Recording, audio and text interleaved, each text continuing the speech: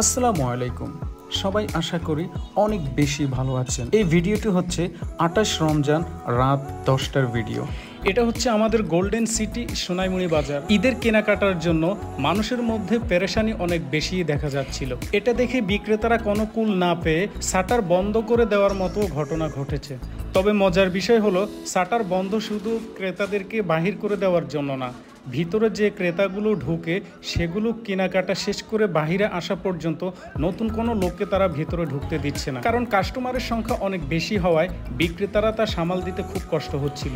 দেখুন ভিতর কাস্টমারের অবস্থা, এটা দেখে মনে হয় ওই দিন ছাড়া আর কোনো দিনও কেনাকাটা করার কোনো সুযোগ নেই।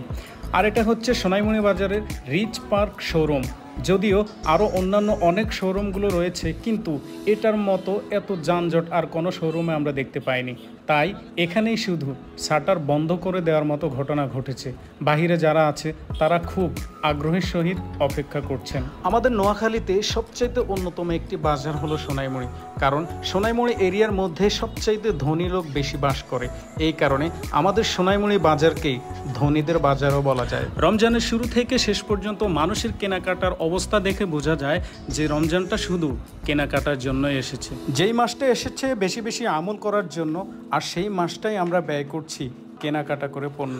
অবশেষে রমজান মাসটি আমাদের কাছ থেকে বিদায় নিল, কিন্তু আমরা কে কতটুকু আমল অর্জন করেছি সেটা আমরা কখনো হিসেব মিলিয়ে দেখিনি। আশা করি আমরা সামনের দিকে আবেগ দিয়ে নয়, বিবেক দিয়ে কাজ করব এবং কখন কোনটা আমাদের জন্য দরকার সেটার দিকেই আমরা বেশি ফোকাস দিব। সবার জন্য শুভকামনা রইল। আল্লাহ হাফেজ।